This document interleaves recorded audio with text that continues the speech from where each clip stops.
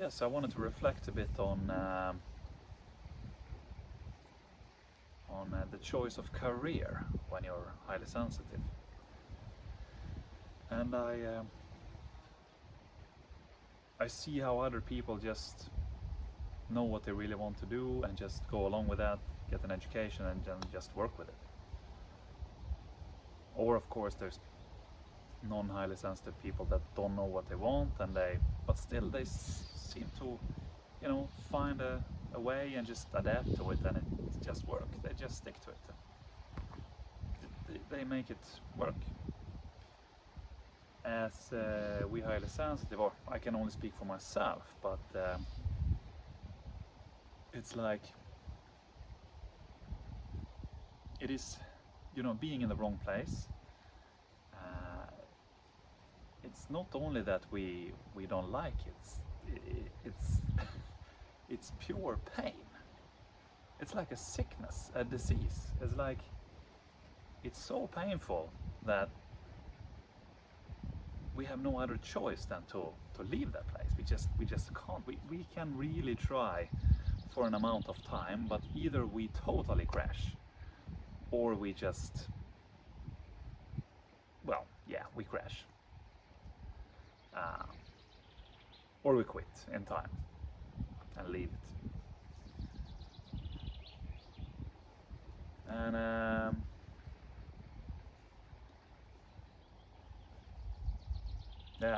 I've done both. Of course, I left many jobs. I tried many kind of jobs, different professions. But I see the professions, the jobs I have been in the front line, which I think is definitely not the place to be as a highly sensitive person. That's my view on it. And I've been working in a restaurant, for example, a servant and a bartender. I understand now, after I found out that I was highly sensitive and that this is a thing. I was actually finding connection with a colleague who has a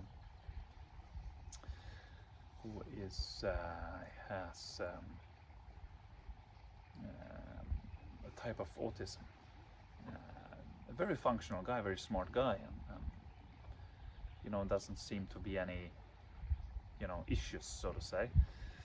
But I can see that we really connected on this part because he crashed totally. I probably a lot harder than for me. I could go along for some time, but he could crash over. It was too much one evening. He could totally crash, and I really understand him. We were working in a bar with all of these televisions everywhere, and the noise, the music, the televisions also showing different types of sports. It was hockey on one and football on another, and just this different and full of people who were calling you out. It's actually pure hell for someone with that is highly sensitive or sensitive to stimuli like this. Stimulation. Yeah.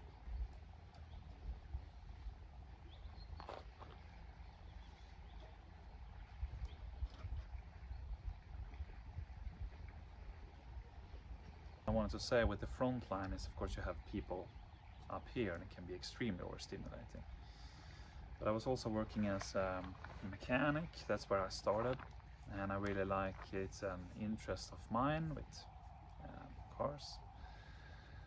It was more when I was younger, I suppose, but so it became a job, and of course, both an interest and a job become too much, but it was also the stress which I cannot handle. And of course, the stress is a part of most jobs, or so many jobs. I see it's really difficult to get away from it. And I was also studying at university. I studied for 5 years actually, so it's quite some time. the thing with studying at the university is, of course, you might have or people have for sure different types of experience. For me, I felt the first 3 years, it was all right. I could relax. So to say, I didn't have to study that hard, to be honest. I mean, university can be quite. It's really what you put into it and what's your ambition. But I never been someone who. Actually, I read my first book, like a whole book, in university. I never read a full book before that. It's pretty crazy.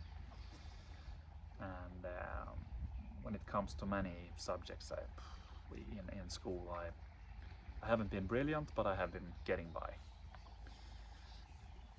And I look back now on my time in elementary school, we call it, I suppose, where so it wasn't that I was stupid, it was that I couldn't handle the noise in the classroom because the concentration just doesn't work. So I see that now, and that was a reason. And so university was really tough, of course, in the start still, to start to really, it was like from the start to understand how do you study. I never really studied, to be honest. So of course that was difficult.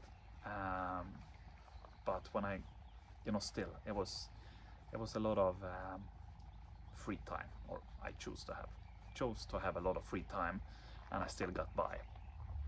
Not in the start though. I got a few of these from my teachers, and it was good. So I understand, okay, I have to put an effort in. So I was putting an effort in, but I still had a lot of time for just I could really adapt the studying to my life. So that's why I think I stayed all of these 5 years better, because I also did a bachelor. I did the bachelor for 3 years, and then I did a master's for two years after. So I think I just liked the lifestyle because I could adapt it to myself. So of course, maybe being continuing the academic world could be an option. But also what made me crash totally was the studies. It was when I was writing my master thesis. I crashed, and I'm still recovering from this. It's is it 3 years ago now? 2 years, 2.5 maybe. So I got burnt out. I hit the wall. But there was also some other factors, that it wasn't only the studies. It was probably mostly what I would say. I had the back surgery. I got an infection from earlier back surgery. So I was struggling with this. I was eating antibiotics for 3 months, and I was wearing some annoying stuff, and I couldn't exercise, which was really a foundational part of being able to study and focus, was to have a run and be able to be physically active, to be able to sit down and study later. So I found it it's really important, and I couldn't do that. I couldn't be physically active. I could take some walks, but I couldn't do more than that. And that made me, so that took some time, of course, when I had to write my thesis. So it took time, so my stress level was increased. And then when I woke up one morning and I couldn't get out of bed. So yeah, I did all of this 5 years of education, and now it feels that just no. Because it's going to lead to an office job. What I did study was actually within the tourism industry. So yeah, you can study academic stuff within tourism. I guess I had an idea I like to travel, so yeah, it could be maybe good for me to study something like this. But what happens is that I'm not gonna work in the field, no, outside. I'm gonna be in an office, reading academic articles, writing academic articles. Yeah, writing, sitting by the computer. Yeah, if I would continue within the academics, for example, or if I were working at some tourism company, something, it would be work on strategies, stuff.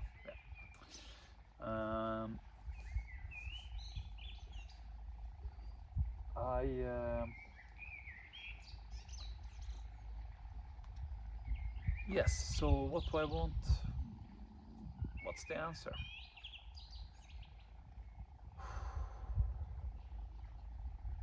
Well, I've been really, sitting with myself now after this burnout and try to figure out who I am and what I want. Trying to find myself. And I feel that one key thing is that you really have to have room for your creativity. So I believe that for me, I probably have to do something on my own, or work with someone or at a company that allows me to make my own schedule, allows me to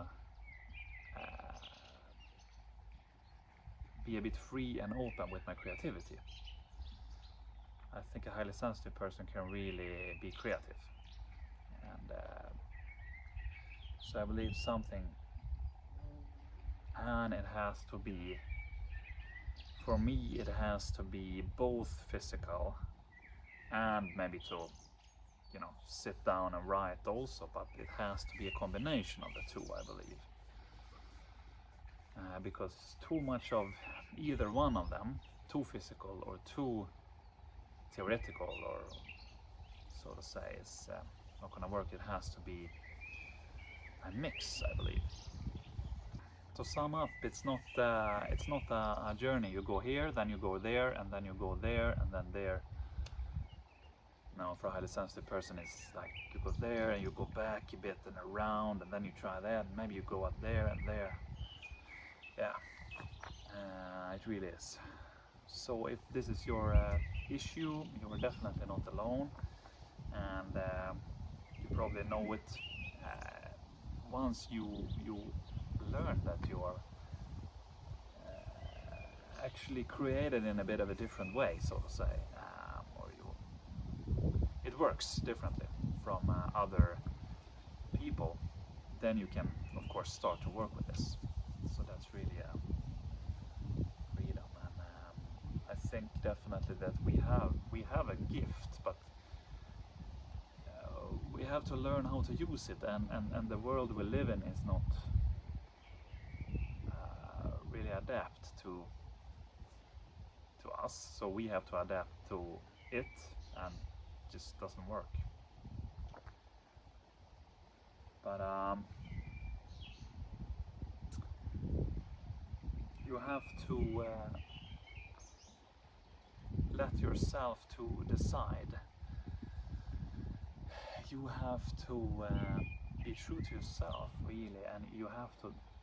Other people are gonna come at you like, you should be doing this, or you can do this, and maybe this is something for you. They really try to be helpful and be good people. This is happening to me, and lovely people, and they want to help me. I'm really thankful, but sorry, but all of your offers or suggestions, I have a very different view on them, and they, with my experience now, no, I have to do my thing, and advise you to really stick with your with your own thing, and you might not know what it is, but you still somewhere know where your limits are and what kind of route you could take, and what you like and don't like, and what gets you to burn out, and what gives you energy.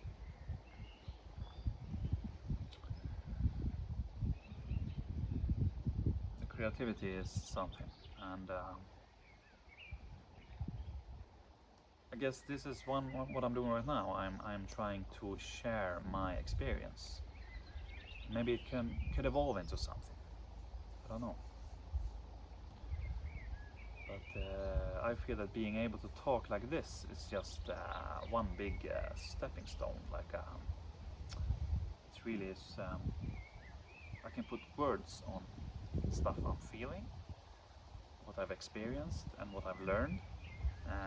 And that's really something I could not do this before. It's just a mess inside here. Now I can see the colors, I can see the patterns, I can understand why I feel the way I feel in this particular situation. So that's really something, it's a tool which I now can use. And I know where, okay, that won't work for me, or yes, that maybe could work if I can form it myself, like this. So yeah,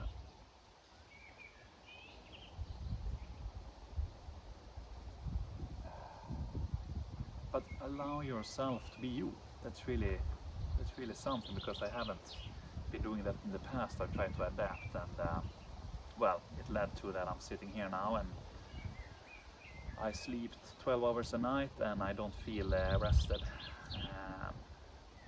That's the reality right now. But this kind of stuff gives me energy.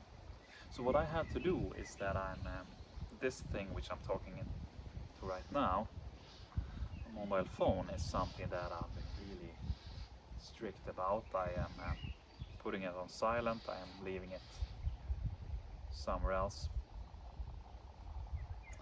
and I'm in nature and just sitting and enjoying it.